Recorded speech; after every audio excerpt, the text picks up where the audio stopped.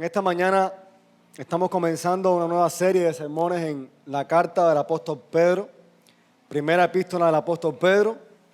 Así que pueden buscar ahí en sus Biblias. Estaremos leyendo en unos minutos ahí en la primera epístola del apóstol Pedro.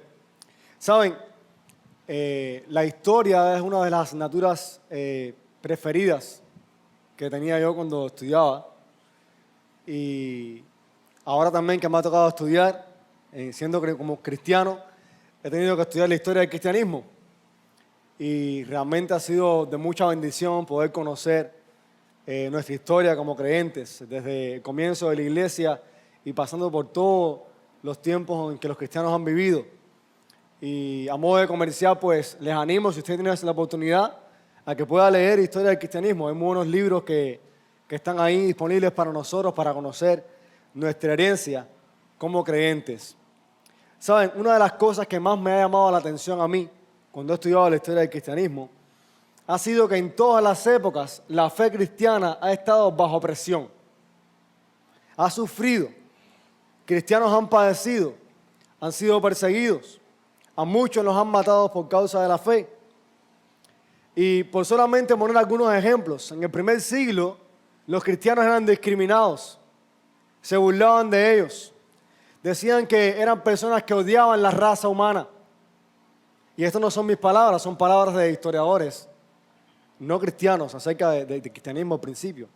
En el segundo siglo incluso eso no cambió. De hecho, en el segundo siglo los cristianos eran perseguidos simplemente por el hecho de que alguien los acusara. Si alguien te acusaba y te decía, mira, él es cristiano, ya eso daba el derecho para llevarte delante de un tribunal y ser procesado por ser creyente.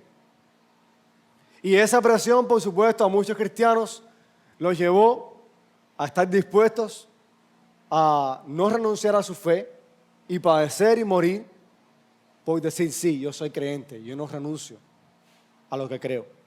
Y me niego a adorar a los dioses romanos. Otros cristianos, por así decirlo, entre comillas, se dieron a la presión y renunciaron a su fe.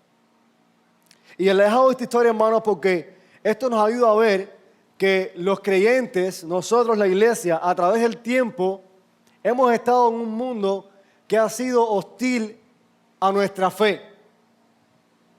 Y nosotros hoy no escapamos de esa realidad.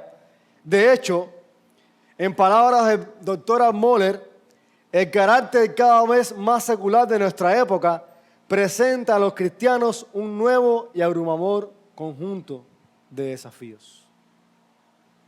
Nosotros no estamos siendo perseguidos hasta la muerte todavía, pero hay muchos retos que están llegando a nuestras vidas en una era que es cada vez más secular, más hostil a la fe y más atea. Hermanos, si miramos a nuestro alrededor, la fe cristiana está siendo desplazada. Los cristianos somos llamados fundamentalistas, retrógrados, personas que pertenecen a otra época, que no estamos adaptados a estos tiempos, porque ahora hay que adaptarse a lo nuevo. Y en este mundo, donde enfrentamos estas situaciones, nosotros como creyentes estamos siendo empujados al menos en tres direcciones.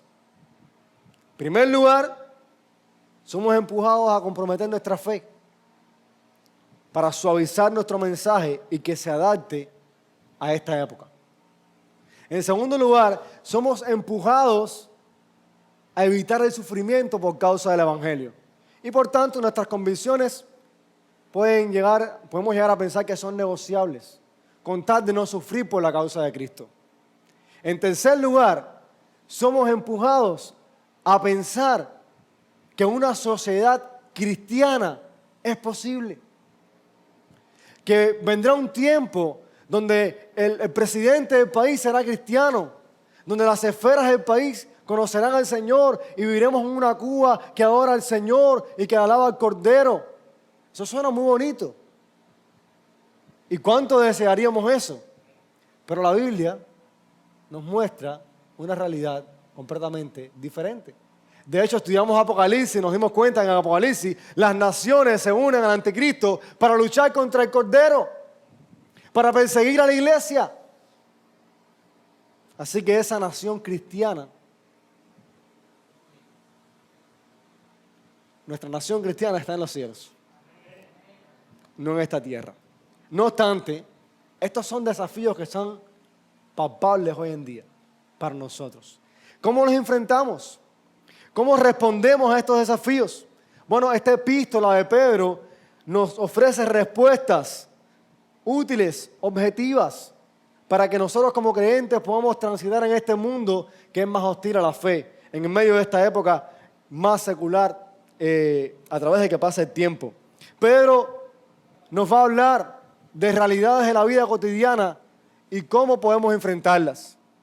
Hermanos, como escribió el pastor Juan Sánchez, esta es una carta a iglesias como las nuestras acerca de tiempos como los nuestros.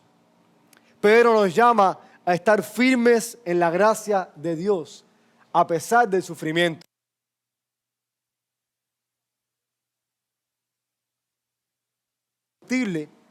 Que tenemos en Jesús, nuestro Salvador. Vamos a leer la palabra del Señor en 1 Pedro 1, versículos 1 y 2, y luego vamos a orar. Dice la palabra del Señor: Pedro, apóstol de Jesucristo, a los expatriados de la dispersión en Ponto, Galacia, Capadocia, Asia y Bitinia, elegidos según la presciencia de Dios Padre, en santificación del Espíritu, para obedecer y ser rociados con la sangre de Jesucristo. Gracia y paz os sean multiplicadas. Señor, gracias por tu palabra en esta mañana. Gracias porque tu palabra habla a nuestras vidas, Señor. Gracias por inspirar al apóstol Pedro a escribir esta carta, Señor. Te rogamos hoy, por el auxilio del Espíritu Santo, que podamos escuchar lo que tú nos quieres decir y que también tú nos ayudes a poner por obra tu palabra. En el nombre de Jesús. Amén. Hermanos, en esta introducción a la carta de Pedro, lo primero que veremos en el versículo 1 es esta presentación del apóstol y sus lectores. Y veremos ahí también su identidad en este mundo, cómo eran concebidos como creyentes en este mundo. Pedro comienza describiéndose a sí mismo como un apóstol de Jesucristo. Este apóstol que caminó con el Maestro, el mismo que lo negó, el mismo que después fue restaurado, el mismo apóstol que se convirtió en un pilar de la iglesia del primer siglo. En el capítulo 5 de esta carta, Pedro se refiere a sí mismo como un anciano y testigo de los padecimientos de Cristo. De manera que él ha sido enviado por el Señor resucitado para dar testimonio de él. Pedro escribe una carta a los creyentes con toda la autoridad que el Rey Jesús le ha dado. Así que, hermanos, a reflexionar en la persona de Pedro, a reflexionar en lo que Pedro está diciendo en esta carta, no podemos simplemente pensar que estas son las palabras de Pedro. Esta es la palabra inspirada de Dios a través de uno que caminó con el Señor Jesucristo, que fue testigo de sus padecimientos, de su vida, de su muerte, de su resurrección. Y a nosotros nos haría mucho bien escuchar lo que el Señor tiene que decirnos en esta carta de Pedro. Por otro lado, Pedro le escribe, dice acá, a los expatriados de la dispersión. Y menciona varias regiones: Ponto, Galacia, Capadocia, Asia y Bitinia. Este lenguaje de expatriados, exiliados, es un lenguaje que nos recuerda al Antiguo Testamento. Recuerden, el pueblo de Israel fue exiliado o fue expatriado de su tierra hacia tierras que eran ajenas o desconocidas para ellos. Y Pedro usa este lenguaje y enseguida pensamos en el exilio del Antiguo Testamento. Algunos comentaristas incluso sugieren que habían condiciones que se dieron en la Roma en la que Pedro escribe, en la que cristianos fueron llevados a estas regiones y sacados de sus lugares. Por eso Pedro les llama expatriados o exiliados. Ellos eran creyentes, en su mayoría gentiles, que vivían en Asia Menor, lo que sería hoy Turquía.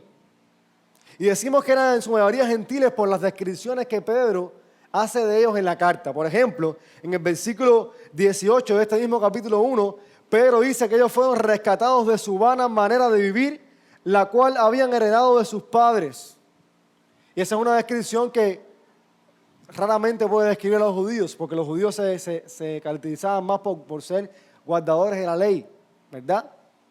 Pero también en el capítulo 4, versículos 3 y 4, Pedro les exhorta diciendo: basta ya el tiempo pasado para haber hecho lo que agrada a los gentiles, andando en lascivias, concupiscencias, embriagueces, orgías, disipación y abominaciones idolatrias. A estos les parece cosa extraña que vosotros no corráis con ellos en el mismo desenfreno de disolución y os ultrajan.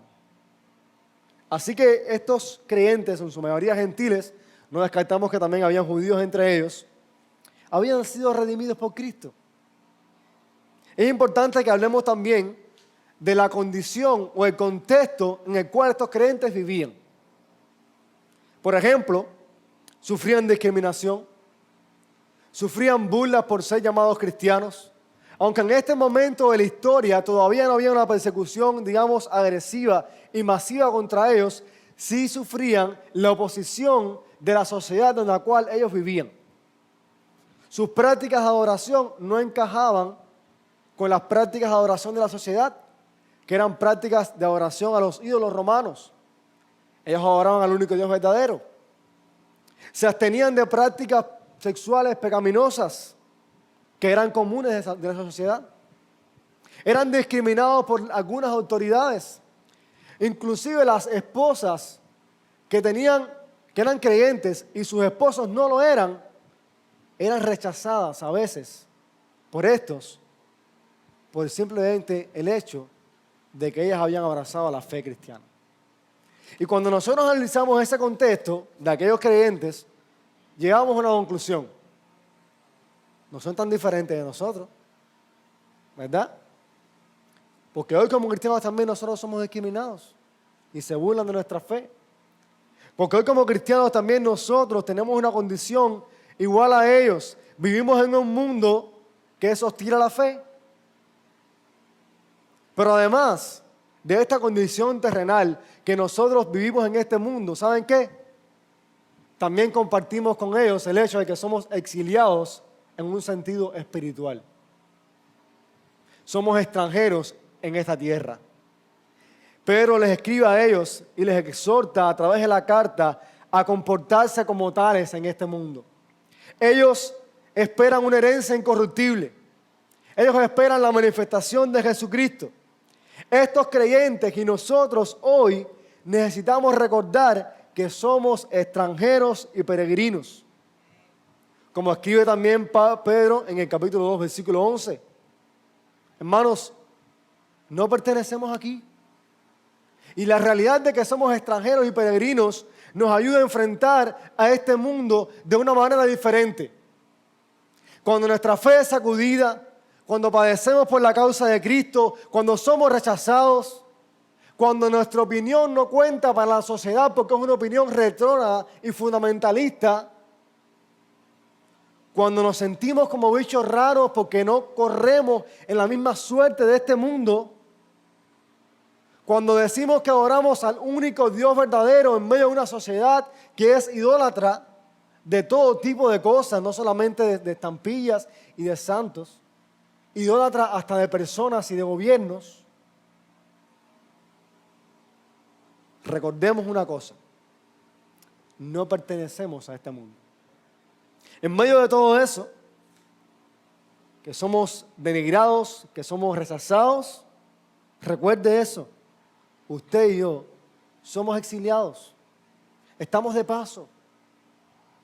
Este no es nuestro lugar. Cristo no nos redimió para quedarnos aquí. De hecho, hermanos, esta verdad de que somos exiliados debería ofrecer a nuestras vidas consuelo. Ustedes se imaginan el consuelo que fue para los creyentes a los que Pedro les escribe, decirles, ustedes son exiliados, y más adelante recordarles, ustedes esperan una herencia incorruptible, ustedes esperan la manifestación del Señor Jesucristo, aunque por ahora su fe sea aprobada. Eso fue de ánimo para ellos y también debe serlo para nosotros. La realidad de que somos exiliados aquí debe ayudarnos, hermanos, a permanecer firmes en la gracia de Dios en medio de una era cada vez más secular y hostil a nuestra fe. Ahora bien, lo segundo que vamos a compartir en esta introducción a la carta no solamente es la identidad de estos cristianos como personas que viven en este mundo pero que son extranjeros en él, sino también la identidad de los creyentes, espiritualmente hablando, y su propósito en Dios. Y eso lo encontramos en el versículo 2. Pedro se refiere a los creyentes como elegidos según la presencia de Dios Padre en santificación del Espíritu para obedecer y ser rociados con la sangre de Jesucristo. Gracia y paz os sean multiplicadas. Esta, hermanos, es una declaración maravillosa. Una declaración que nos habla de la manera en la que las tres personas de la Trinidad están involucradas en la salvación del creyente. Fíjense en el movimiento de las palabras de Pedro. Él dice que los creyentes han sido elegidos según la presencia de Dios Padre, en santificación del Espíritu, para obedecer a Jesucristo y ser rociados con su sangre. Y eso es algo bien maravilloso. El Padre, el Hijo y el Espíritu Santo están activamente involucrados en nuestra salvación. Y eso es fundamental que nosotros lo entendamos, que lo abracemos y que lo creamos. Por eso ahora vamos a pasar un tiempo repasando esto que está diciendo Pedro aquí. ¿Qué significa? ¿Y qué aplicación hay para nuestras vidas en eso? Primero, fíjense que Pedro dice que los creyentes han sido elegidos según la presencia de Dios. Usted y yo hemos sido elegidos según la presencia de Dios. Pero pastor, ¿qué significa eso? Bueno, primero les voy a decir lo que no significa. Elegidos según la presencia de Dios no significa en ninguna manera que Dios vio que nosotros íbamos a creer y como Él vio que íbamos a creer, entonces nos eligió. No significa eso. Error. Esta palabra, presencia, es traducida también como previo conocimiento. En el griego del Nuevo Testamento, esta palabra se usa solamente 2 veces. Aquí en 1 de Pedro, capítulo 1, versículo 2. Y luego en Hechos también, capítulo 2, versículo 23. Interesante porque en Hechos 2:23, Pedro está en su discurso hablando de la muerte de Cristo y dice que Él fue entregado por el plan determinado de Dios y el previo conocimiento de Dios o presencia de Dios. Y eso es un dato importante, porque nos ayuda a entender el uso de la palabra. Porque acentúa el hecho de que los sucesos respecto a la muerte de Cristo fueron ordenados, fueron orquestados por Dios. A nadie se le ocurriría decir que Dios vio que a Cristo lo iban a crucificar y entonces, porque Dios vio eso, determinó que así sucediera. Para nada. Eso es herejía. De hecho, Pedro mismo en esta carta dice que Cristo fue predeterminado o destinado como cordero para nuestra salvación antes de la fundación del mundo. De manera tal que podemos notar que presencia o previo conocimiento tiene que ver con lo que Dios desde la eternidad pasada ha decidido hacer. Hermano, no hay ninguna condición en el hombre que haya movido a Dios a la elección. Ninguna. Es por su gracia es por su poder, es porque Él así ha querido hacerlo, y nosotros tenemos que estar agradecidos por eso. Pero voy a darle algún dato más, porque este es un tema muy importante que necesitamos entender. Porque lo que creamos de eso, hermano, determina quién es el protagonista de esta historia. ¿Dios o nosotros? El erudito o estudioso del Nuevo Testamento, Moisés Silva, hace este comentario de la palabra presciencia en su diccionario del Nuevo Testamento y cito: el apóstol describe a sus lectores como elegidos y luego dice que su elección se basa en la presencia de Dios Padre. La nueva versión estándar revisada traduce apropiadamente el pensamiento. Han sido elegidos y destinados por Dios el Padre. El concepto de presciencia no se refiere a tener una percepción cognitiva de antemano. Por ejemplo, la idea de que Dios sabe de antemano quién va a creer y que tal conocimiento es la base para su elección. No. Más bien, habla del establecimiento de una relación entre Dios y los elegidos antes incluso de la creación del mundo. De manera, hermanos, que cuando la Biblia se refiere a la elección de Dios, lo hace para hablar con mayor frecuencia de aquellos a quienes Dios ama. La elección de Dios no prevé una condición en nosotros que nos mueva a realizar dicha elección, sino más bien es un acto amoroso de Dios en el cual Él soberanamente decide a quienes hace objeto de su amor. Y eso Dios lo hizo en la eternidad pasada. Pero ojo, quiero hacer algunas aclaraciones aquí. Nosotros no sabemos eso. No hay personas por ahí que tienen un cartelito en la frente y dice, elegido por Dios. Por eso el Evangelio es un anuncio para todo el mundo. Por eso decimos que Dios demanda a todo hombre en todo lugar que se arrepientan y crean en el Evangelio. Y Dios usa esa palabra predicada por medio de su Espíritu para salvar a quienes Él ha querido salvar.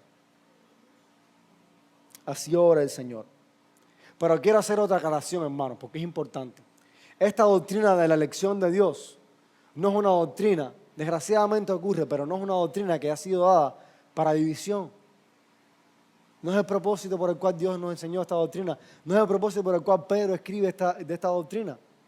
No es el propósito tampoco la elección de Dios para ser reservada, para estudiarse en el seminario o para estudiarse por pastores y que esta doctrina quede lejos de la mente de los creyentes. No, porque Pedro está escribiendo esta doctrina a creyentes, como usted y como yo, no a pastores o a un seminario.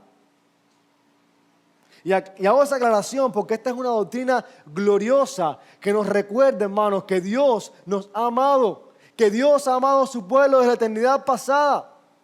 Esta doctrina nos habla del carácter de Dios, nos da consuelo. Ustedes se imaginan, yo estoy convencido de esto, que estas palabras para la audiencia a la que Pedro le escribe fue de mucho consuelo. El hecho de que ellos supieran que Dios los había elegido, que ellos eran su pueblo, que le pertenecían. Ese mismo consuelo debe causar en nosotros el saber que Dios nos ha escogido. Y debemos darle gloria y honra a Él por ese hecho. Hermanos, en medio de los tiempos que estamos viviendo, cuando la fe es atacada, cuando se revela cada vez más la hostilidad de este mundo a lo que nosotros creemos y vivimos, en medio de todo eso, hermanos, el recuerdo de que hemos sido elegidos por Dios debe darnos consuelo. El amor eterno, el amor inquebrantable de Dios por nosotros al elegirnos para salvación, debe hacernos descansar en Él, darle gloria. Pedro, en su carta, él les recuerda eso a estos creyentes. Él les dice en el capítulo 2, mas vosotros sois linaje escogido, real sacerdocio, nación santa, pueblo adquirido por Dios para que anunciéis las virtudes de aquel que os llamó de las tinieblas a su luz admirable. Vosotros que en otro tiempo no erais pueblo, pero que ahora sois llamado pueblo, que en otro tiempo no habíais alcanzado misericordia, pero que ahora habéis alcanzado misericordia. ¿Usted se da cuenta de lo que Dios ha hecho con nosotros al elegirnos? No teníamos esperanza, estábamos sin Dios en este mundo. Y Él, por su misericordia, por su gracia, por su bondad, nos llamó de las tinieblas a su luz admirable. Nos hizo su pueblo, nos hizo una nación santa, un sacerdocio santo. Y la Biblia dice que lo hizo Él. Es maravilloso.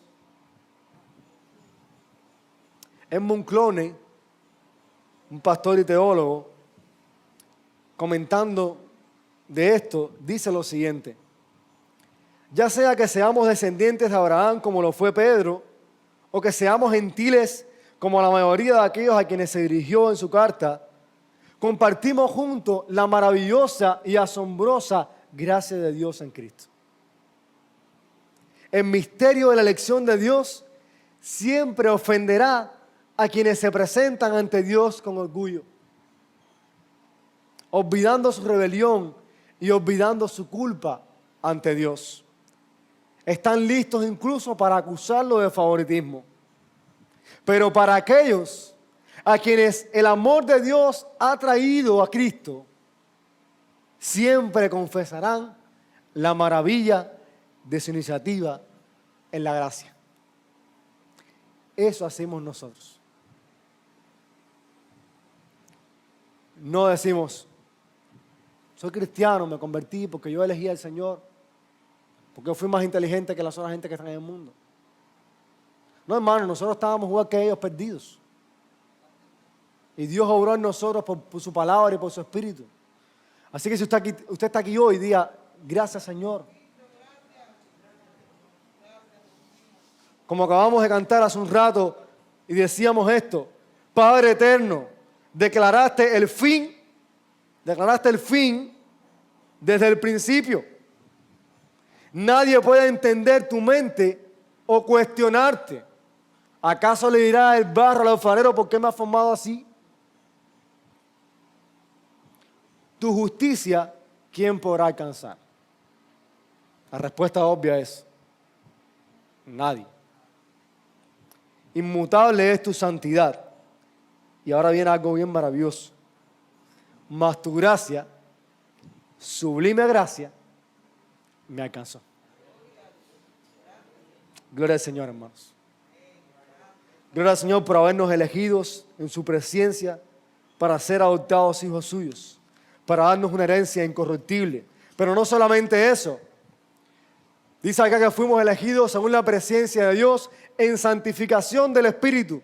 El Espíritu Santo, la tercera persona de la Trinidad, involucrado activamente en la salvación de los creyentes. Hermanos, el Espíritu Santo nos santifica a través de la sangre de Cristo en nuestra conversión. En otras palabras, nos aparta para el Señor. Somos llamados santos. El mismo Espíritu que también en nuestra vida como cristianos nos ayuda, nos acompaña en el proceso de la santificación de nuestras vidas, hasta que lleguemos a donde está Cristo o hasta que venga a nosotros. No obstante, aquí, pero parece tener más en mente el momento inicial en que fuimos apartados para Dios. Hemos sido consagrados, hemos sido santificados para Dios. Como ocurría en el Antiguo Testamento, cuando algo se dedicaba a Dios, le pertenecía a Dios y no podía ya ser ligado con cualquier otra cosa, porque era un objeto o una persona que era pertenencia de Dios. Así Dios ha hecho a nosotros por su Espíritu. Nos ha apartado para Él. Le pertenecemos.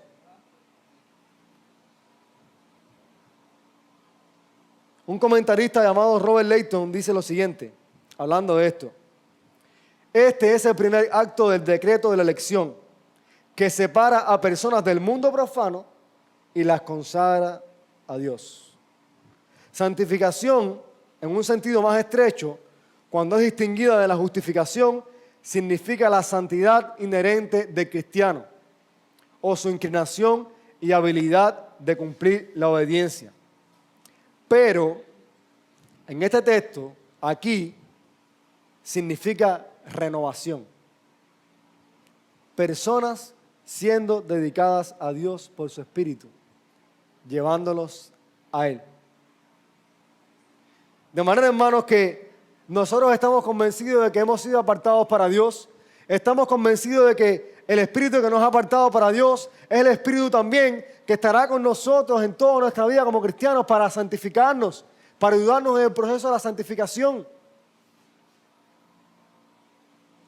Hemos sido elegidos por el Padre en santificación del Espíritu, apartados para Él. ¿Pueden ver lo maravilloso de lo que Dios ha hecho, hermanos? Es maravilloso. Nos elige, nos da su Espíritu para que muere con nosotros. Tú y yo somos el Señor, apartados para Él, lo cual también involucra el despojarnos de toda contaminación de este mundo y vivir en obediencia a la palabra. Como Pedro también dice en esta carta, habiendo purificado vuestras almas por la obediencia a la verdad mediante el Espíritu. Para el amor fraternal no fingido, amados unos a otros entrañablemente, de corazón puro, siendo renacidos no de simiente corruptible, sino de incorruptible, dice Pedro, por la palabra de Dios que vive y permanece para siempre. Dios ha obrado en nosotros por medio de su palabra. Y fíjese qué cosa tan tremenda, ¿no? Cuando uno puede reflexionar en lo que Dios ha hecho, Dios eligió en el pasado, en la eternidad pasada, a su pueblo. Cuando Él determinó, Cristo fue manifestado, vivió y murió vivió una vida santa y murió en la cruz y resucitó. Y esta palabra acerca de Cristo que nos es predicada, entonces trae vida a nosotros por medio de su Espíritu, apartándonos para Dios. Y esta misma palabra de Dios es usada por su Espíritu para entonces santificarnos en nuestra vida como creyentes. ¿Se da cuenta? Toda la Trinidad, el Padre nos elige, el Espíritu nos santifica, el Hijo nos redime.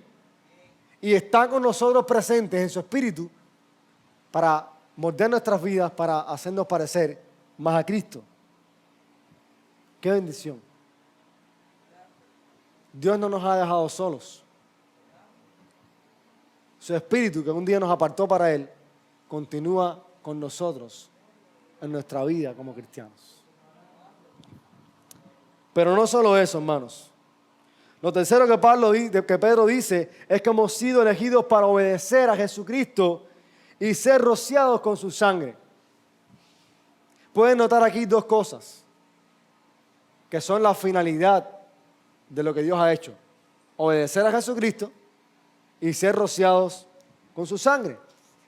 Interesante porque estas palabras están estrechamente conectadas con Éxodo capítulo 24. El texto que leíamos hace un rato. ¿Recuerdan? Allí Moisés habló las palabras del Señor al pueblo y dice que el pueblo se comprometió a obedecerlas y fueron rociados con sangre, lo cual sellaba el pacto de Dios. Si estamos hablando de un lenguaje del pacto, el pueblo de Dios es apartado para Dios, les es entregada su palabra, ellos entonces prometen cumplir la palabra de Dios. Moisés toma parte de la sangre y rocía sobre ellos en señal de que este pacto ha sido sellado. Pero ¿saben qué?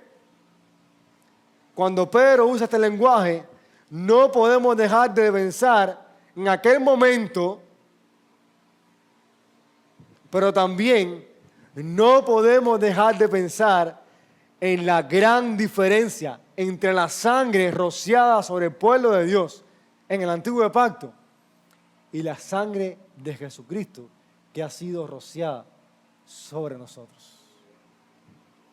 Por eso nosotros no estamos bajo el antiguo pacto. Porque Cristo un día se sentó con sus discípulos en una mesa a comer el pan y el vino y les dijo: este es mi sangre que por vosotros es derramada, la sangre del nuevo pacto. Tú y yo, si somos creyentes, hemos sido rociados con una mejor sangre que la de los animales de los sacrificios del Antiguo Testamento. Una sangre que, dice el autor de Hebreos, habla mucho mejor que la de Abel. La sangre de Cristo. Y eso hace toda la diferencia. Fíjense, hermanos, los sacrificios del Antiguo Testamento solo hacían memoria del pecado. Solo les recordaban al pueblo de que ellos no tenían perdón eterno. Por eso tenían que repetir los sacrificios una y otra vez, porque eran una sombra de lo que había de venir, eran una sombra de Cristo, del sacrificio de Cristo, de su sangre. La sangre del nuevo pacto nos limpia de todo pecado. Como dice también el autor de Hebreos, porque con una sola ofrenda hizo perfectos para siempre a los santificados. Eso no es maravilloso. En el Sinaí se hicieron sacrificios de animales sobre un altar al pie del monte. En el nuevo pacto, Cristo mismo es sacrificado en el tabernáculo celestial, en la misma presencia de Dios. En el Sinaí, el pueblo fue rociado con la sangre de animales que no podían perdonar sus pecados perpetuamente. En el nuevo pacto, hermanos, somos rociados con la sangre de Cristo que perdona nuestros pecados para siempre. Dios ha entrado en un pacto con nosotros mejor que el del antiguo pacto. Nos ha hecho su posesión y todo eso lo hizo por medio de la sangre de Cristo. Como Pedro también declara más adelante en su carta y dice, fuimos rescatados no con cosas corruptibles como oro o plata, dice Pedro, sino con la sangre preciosa de Cristo, como de un cordero sin mancha y contaminación. La sangre que descansa en el altar de Dios, la sangre que fue derramada por nosotros es preciosa. Nos limpia una vez y para siempre. Y el Padre nos eligió en santificación del Espíritu para ser rociados de esa sangre. Es maravilloso. Es maravilloso. Hermanos, los creyentes, el pueblo de Dios del Antiguo Testamento, se comprometió a obedecer las palabras que Moisés dijo al pueblo y desobedecieron. No pudieron cumplirlas. Tenemos testimonio en las Escrituras para eso ahí. Sin embargo, ahora que nosotros estamos en Cristo, bajo el nuevo pacto, podemos obedecer la palabra del Señor por el auxilio de su Espíritu, por la obra de Dios en nuestras vidas. Ya no estamos sujetos a las cosas del antiguo pacto, a los sacrificios del antiguo pacto, a ninguna de aquellas cosas que eran solamente sombras de lo que había de venir. Ahora la ley de Dios ha sido escrita en nuestros corazones y por su Espíritu podemos obedecer su palabra. No por nuestras fuerzas, porque fracasaríamos como ellos, por su auxilio, por la obediencia de Cristo, imputada a nosotros. Por eso Pedro dice también que fuimos elegidos en santificación de su Espíritu para obedecer a Jesucristo. Porque nuestra salvación no termina en que Dios nos salva y ya. Tiene un propósito, la obediencia. Por eso no se coincide con un creyente, habiendo sido santificado por Dios para él, vive en pecado. No. Eso no significa que no pecamos, porque tenemos todavía el viejo hombre en nosotros. Lo que significa es que nosotros estamos siendo santificados y que el poder de pecado está siendo removido de nuestras vidas por su Espíritu. Entonces, hermanos, cuando entremos a la carta de Pedro, vamos a encontrar exhortaciones prácticas para nuestra vida como cristianos. La manera de conducirnos con las autoridades, la manera de conducirnos en las relaciones matrimoniales, con los esposos, con donde trabajamos, cosas prácticas de nuestra vida. Esa es la obediencia. Así que mi ánimo, mi situación para ustedes es que mientras estemos caminando en esta carta, prestemos atención a la exhortación de la palabra de Dios, a aquellas cosas que la palabra está diciendo que tenemos que hacer, que tenemos que cumplir, y que las llevemos a cabo por el auxilio de ese Espíritu. Porque hemos sido elegidos para eso, para ser rociados por la sangre de Jesús y para obedecerle a Él. Entonces, quiero también tener un momento para hablar también a las personas que están aquí hoy y quizás no son creyentes. Porque puede ser que usted esté aquí hoy y no sea creyente. O puede ser que usted esté aquí hoy también pensando que usted es creyente y no lo sea.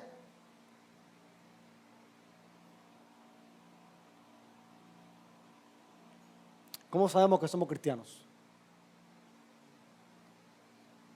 ¿Cómo sabemos que hemos sido elegidos por el Padre?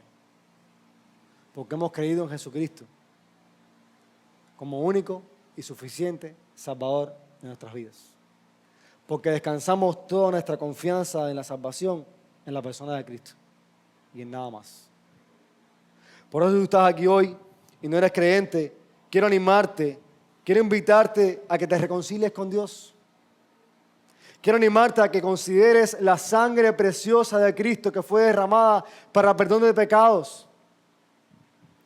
Quiero que puedas ver que si renuncias al pecado en tu vida, a todas las cosas que has hecho mal, a toda la confianza que puedes tener para justificarte en cualquier otra cosa que no sea Cristo, si renuncias a eso, si vienes a arrepentimiento y fe, la sangre de Jesús te limpia de todo pecado, te reconcilia con Dios.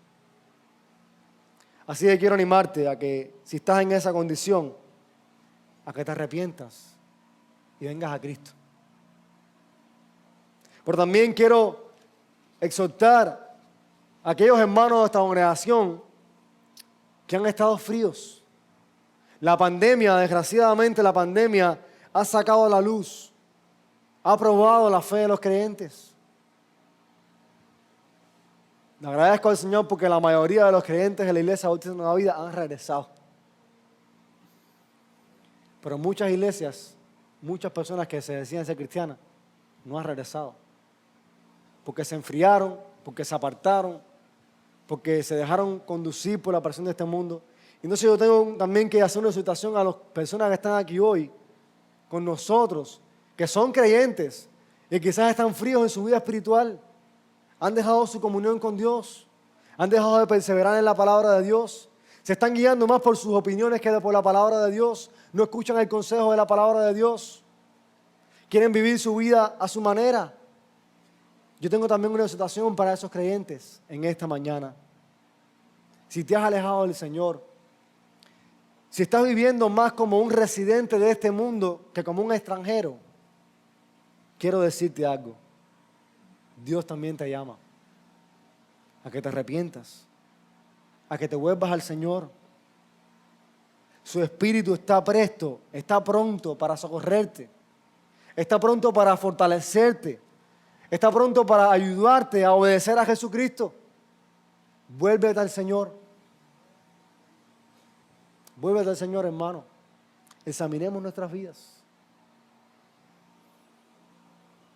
También quiero hacer un llamado a la iglesia de Jesús que está aquí hoy, a la Iglesia Bautista Nueva Vida. Saben, hermanos, nunca se nos puede olvidar que somos exiliados. Nunca se nos puede olvidar que no pertenecemos a este mundo. Hermanos, que nunca se nos olvide eso. Como iglesia estaremos sometidos a todo tipo de presión para hacernos abandonar el Evangelio, para suavizar el Evangelio, para que el Evangelio se amolde a los tiempos que estamos viviendo. Como iglesia seremos sometidos a renunciar a nuestras convicciones, a decir, bueno, sí, es verdad, es Cristo, pero sí, podemos hacer obras sociales, podemos estar a favor del aborto, podemos estar a favor de la ideología de género, porque Dios ama a todo el mundo. ¿Eso es suavizar el Evangelio? No. Tenemos que ser fieles a Dios en medio de esta era hostil al Evangelio, aunque nos cueste lo que nos cueste,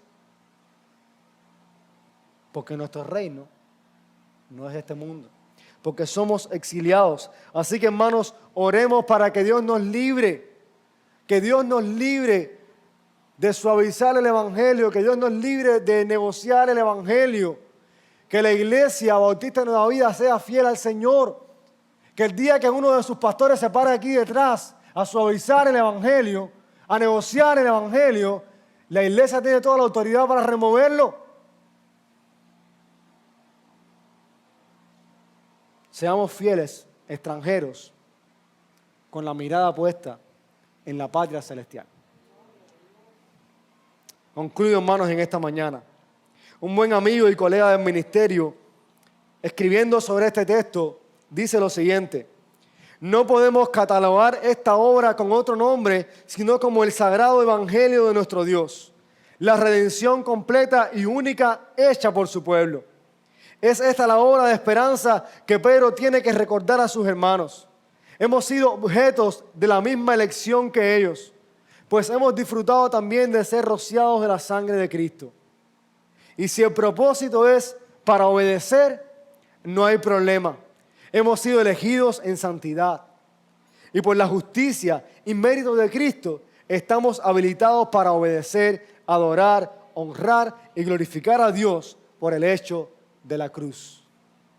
Hermanos, en medio de una era cada vez más secularizada, en medio de un tiempo donde el cristianismo está cediendo a la presión, en esta época donde seremos empujados a evitar el sufrimiento por el Evangelio, donde seremos empujados a querer tener una vida fácil aquí, a renunciar a nuestras convicciones, en medio de eso, hermanos, recordemos que nosotros somos los exiliados que han sido elegidos según la presencia de Dios Padre, en santificación del Espíritu, para obedecer y ser rociados con la sangre de Jesucristo. Hermanos, mantengámonos firmes en la gracia de Dios en medio de los sufrimientos, con la vista puesta en la herencia incorruptible que tenemos en Cristo. Les digo como Pedro: gracia y paz os sean multiplicadas. Que el Señor les bendiga. Señor, gracias por esta mañana.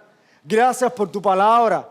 Gracias porque tu palabra nos recuerda que somos extranjeros, que somos peregrinos, que tú nos has escogido, Señor, en santificación del Espíritu para ser rociados por la sangre de Cristo, para obedecerle a Él, Señor. Ayúdanos a poner tu palabra por obra, Señor. Ayúdanos para tener en nuestra mente presente que hay un lugar mejor que nos espera. Que no renunciemos al Evangelio, que nos mantengamos firmes, Señor, creciendo en santidad para ti, oh Dios. Ayúdanos, porque somos débiles, pero tu palabra nos exhorta, oh Dios, a continuar hacia adelante con nuestra vista puesta en ti. Gracias, Padre. Gracias porque tú has hecho una obra maravillosa. Te alabamos. Alabamos al Padre, al Hijo y al Espíritu Santo. Amén.